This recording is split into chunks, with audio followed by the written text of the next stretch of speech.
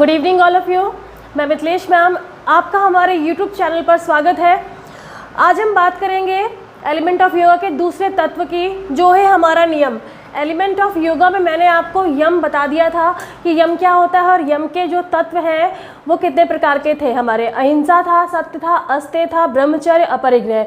यहाँ तक हम पढ़ चुके हैं। अब हमें बात करनी है एलिमेंट ऑफ योगा के दूसरे तत्व की। जो दूसरा तत्व है वो हमारा है नियम का। किसका है? नियम।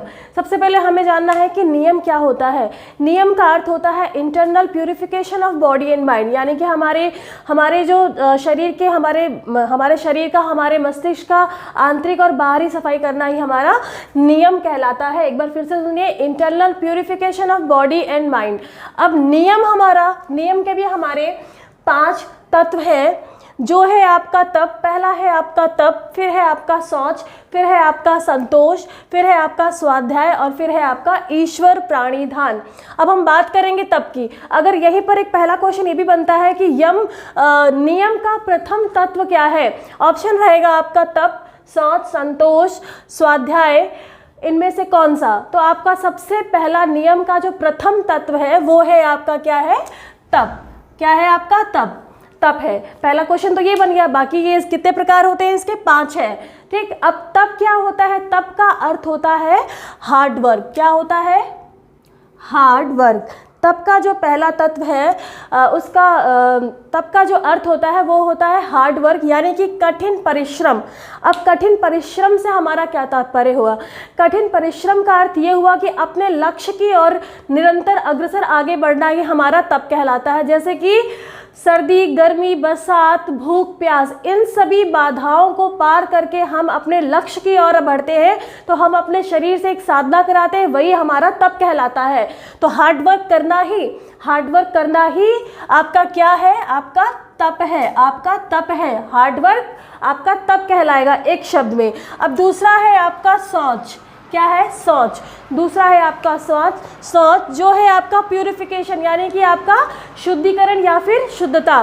प्यूरिफिकेशन किसका? बॉडी एंड माइंड का करेगा। इसे हम षष्क्रम कहते हैं। मैं आपको अभी इसका आगे एक्सप्लेन करूंगी। इसमें आपके 6 क्रियाएं होंगी: नेति, धोती, बस्ती, कपालभाति, त्रटक और नौली। ये आपको मैं अभी बताऊंगी। अब हम बात करेंगे किसकी? संतोष की। ठीक। संतोष का अर्थ होता है संतुष्टि। अब संतुष्टि किस प्रकार की? ईश्वर ने आपको जो भी दिया है, आपके पास जो कुछ है वो, उसमें आपको संतुष्टि का भाव रखना चाहिए, उसमें आपको सेटिस्फेक्शन का भाव रखना चाहिए। आपके पास जो भी है, आपकी मान, आपकी प्रतिष्ठा, हमें उस पर संतोष का भाव रखना चाहिए। किसी दूसरे का सब कुछ देख के ईर्ष्या नहीं रखनी चाहिए। इसका अर्थ यही होगा कि संतुष्टि का भाव हमें सदैव अपने मन में रखना चाहिए। अब हम बात किसकी करेंगे? अब हम बात करेंगे स्वाध्याय की। ठीक। इसे भी हम स्वाध्याय इंग्लिश में पढ़ेंगे। स्वाध्याय का मतलब होता है study of epics. Study of epics यानी कि ग्रंथों का अध्ययन करना। सबसे पहले आपसे पूछेगा स्वाध्याय का अर्थ क्या होता है? स्वाध्याय का अर्थ होता है स्टडी ऑफ एपिक्स, यानी कि ग्रंथों का अध्ययन करना। अब ग्रंथ जो हमारे महान वेद होते हैं, हमारे ग्रंथ है, उपनिषद है, गीता है, ये सब आपके ग्रंथ हैं। इसकी स्टडी, इसका जो अध्ययन होता है वो प्रथम अध्ययन कहलाता है। उसके बाद जो व्यक्ति स्वयं का अध्ययन करता है वो आपका सेकेंडरी स्टडी के अंतर्गत आता है। तो जो हमारा स्वाध्याय है यानी स्टडी ऑफ एपिक्स आपके ग्रंथों का अध्ययन कहलाता है। कैसे ग्रंथ? आपके उपनिषद है, आपकी गीता है, आपके ग्रंथ हैं, आपके महान वेद है, ये सभी आपके ग्रंथों के अध्ययन अंतर्गत आते हैं। अब हम बात किसकी करेंगे? आपको लेकिन क्या पूछे, यही आपको याद होना चाहिए। स्टडी ऑफ एपिक्स आपका क्या है? स्वाध्याय है। अब हम अगला बात करेंगे ईश्वर प्राणिधान। क्या है हमारा? ईश्वर प्राणिधान। ठीक। डेडिकेट टू गॉड, यहीं से स्पष्ट हो रहा है, डेडिकेट टू गॉड। आपसे एक ही शब्द में यही पूछेगा कि ईश्वर प्राणिधान का क्या अर्थ है? डेडिकेट टू गॉड, ईश्वर के प्रति समर्पण। आपके पास किस चीज़ का? आपके पास जो कुछ भी है वो हमारा ईश्वर का दिया हुआ है। आपका मान, आपकी प्रतिष्ठा, आपका जो सामाजिक स्थान है, जो भी है आपके पास, जो कुछ भी है आपने अर्जित किया है, वो सब कुछ हम ईश्वर को समर्पित करते हैं। तो क्या है? Dedicate to God. ठीक है, ये ही आपका क्या है? ईश्वर प्राणिधान। अब आपका तप, शौच, संतोष, स्वाध्याय, ईश्वर, प्राणिधान, ये सब हो चुका है। अब हम किसकी बात करेंगे?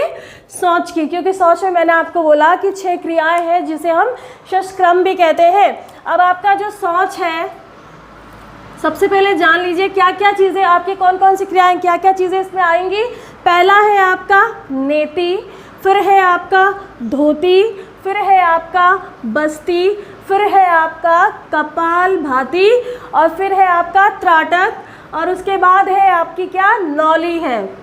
अब एक एक करके चलेंगे। सबसे पहले हम शौच, ये सभी आपकी शौच क्रिया के अंतर्गत आएंगी। आपसे पूछेगा कि नियम में किसके अंतर्गत हमारी धोती और बस्ती की क्रिया आती है, तो किस में आएगी? आपकी शौच के अंतर्गत आएगी। अब सबसे पहले हम बात करेंगे किसकी? नेति की हम बात करेंगे। नेति भी आपकी कितने प्रकार की होती है? 2। एक होती है आपकी जल नेति और एक होती है आपकी सूत नेति। पहले तो नेति से क्या लाभ होता है? इससे नेति से ये हमारे नाक की सफाई करती है। ठीक, इसमें 2 प्रकार से होता है। पहली है आपकी जल नेति, दूसरी है आपकी सूत नेति। ठीक, अब जो आपकी जल नेति है, जल नेति को सुनो। जल नेति है आपकी, इसमें जल के माध्यम से नेति की जाती है। एक लोटा होता है जिसमें जो टोटी नुमा होता है, आप मार्केट में देखेंगे एक लोटा रहेगा, उसमें टोटी रहती है। उस टोटी नुमे जल में गुनगुना पानी रहता है जो कुछ नमक युक्त होता है। उसमें गुनगुना पानी है, उसे नाक के द्वारा एक नाक से डाला जाता है, दूसरी से निकाला जाता है। फिर यही क्रिया विपरीत नाक से करते हैं। ये आपका हो गया जल नेति। जल नेति क्या? जल के माध्यम से क्या लाभ होता है? नाक की सफाई करता है। अब ये दूसरा सूत नेति। सूत से ही आपको स्पष्ट हो रहा है, सूत मीन्स धागा। धागे के माध्यम से नेति करना। इसमें क्या होता है? धागे को धीरे धीरे अपनी नाक के अंदर डाला जाता है, और फिर धीरे धीरे मुंह के पास जब उसका छोर आता है तो दूसरे हाथ से उसको पकड़ के उसके अंतिम छोर को घर्षण किया जाता है। मान लीजिए यहाँ से डाला और जो उसका अंतिम छोर आएगा मुंह पे, निकाल के घर्षण किया जाता है धीरे धीरे विपरीत दूसरी नाक में। तो ये आपका हो गया जल के द्वारा, ये क्या हो गया आपका सूत के द्वारा। दोनों से आपकी नाक की सफाई होती है, दोनों से आपकी नाक की सफाई होती है। ठीक है, आगे बात करेंगे हम धोती की। इसकी हमें बात करनी है।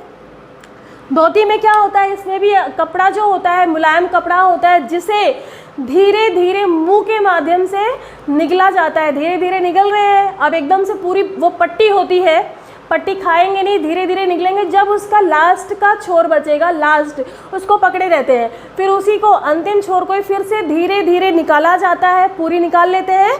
उससे हमारी फूड पाइप की सफाई होती है, ग्रास नली की सफाई होती है। ठीक, आपसे पूछेगा धोती से क्या लाभ होता है, तो फूड पाइप की सफाई होती है, ग्रास नली की सफाई होती है। समझ गए आप? अब तीसरा है हमारा बस्ती। बस्ती वैसे है तो ये प्रैक्टिकली, लेकिन हमसे एग्जाम में तो हमसे यही पूछा जाएगा। ठीक, अब बस्ती में क्या है? बस्ती है आपके बड़े आंत की सफाई होती है। इससे क्या लाभ होता है? इससे बड़ी आंत की सफाई होती है। ठीक, अब हम बात करेंगे कपाल भाती की। किसकी? कपाल भाती। कपाल भाती में कैसे किया जाता है? कपाल भाती में बलपूर्वक श्वास को बाहर निकाला जाता है। इसमें रेचक की क्रिया होती है। कपाल भाती में आपसे पूछेगा किस प्रकार की, तो रेचक की क्रिया होती है। जब मैं अभी प्राणायाम पर आऊँगी, इसके बाद आसन, फिर प्राणायाम, तब मैं आपको इसमें पूरक है, कुंभक है, रेचक है, वो मैं आपको प्राणायाम में एक्सप्लेन करूँगी। अभी हमारा कि कपाल भाती में कौन सी क्रिया? हमारी रेचक की क्रिया होती है। श्वास को बाहर छोड़ा जाता है, श्वास को बाहर निकाला जाता है बलपूर्वक। ठीक, इससे हमारी क्या? ट्रैकिया की सफाई होती है। इससे हमारी ट्रैकिया की सफाई होती है, यानी कि श्वास नली की सफाई होती है। आगे बात करेंगे त्रटक की। ठीक, आपको ये पूछा गया है, ये रेचक की क्रिया होती है। अब आगे बात करेंगे त्राटक की। इसमें क्या होता है? इसमें एक ऑब्जेक्ट, एनी ऑब्जेक्ट, आप कोई भी ऑब्जेक्ट ले लेंगे और उसकी तरफ आपको एकटक देखना हो, चाहे वो दीपक की लौ हो, यानी कि आपने कोई दीपक जलाया, जो उसकी लौ होती है उसको लगातार देखना, और उसी से आपका ध्यान, आपकी एकाग्रता का विकास होता है। आपका जो मतलब कि आपका एकाग्रता का विकास होगा, और नेत्र की सफाई होती है। त्राटक से आपके नेत्र की सफाई होती है और एकाग्रता का विकास होता है, कंसंट्रेशन पावर आपकी बढ़ती है। ये हो गया आपका त्राटक। अब है आपका नौली। क्या? लास्ट है आपका नौली। नौली में आपका क्या है? पेट की सफाई होती है। इसमें पेट आपका अंदर करके इसे गोल गोल घुमाया जाता है। इसे आप किसी भी वीडियो पर देख सकते हैं। इसकी जो प्रैक्टिकली है, बाकी एग्जाम में तो आपसे ऐसे ही पूछा जाएगा कि एकाग्रता का विकास किसके अंतर्गत आता है, आपसे ये पूछ लेगा। तो आपका क्या है? त्रटक है। कपालभाति में कपालभाति करने से क्या लाभ होता है? आपके ट्रैकिया की सफाई होती है, इसमें रेचक की क्रिया होती है। नौली नेति आपकी कितने प्रकार की होती है? नेति आपकी 2 प्रकार की होती है। तो ये तो है हमारा शौच। शौच के अंतर्गत आपके 6 क्रियाएं हैं, नेति, धोती, बस्ती, कपालभाति, त्रटक और नौली। ठीक, तो हमने आज नियम पढ़ लिया। अब हम इसके आगे बात करेंगे आसन की। तो आसन हमारा क्या है? आसन है हमारा गुड पोस्चर। अब इसके आगे हम बात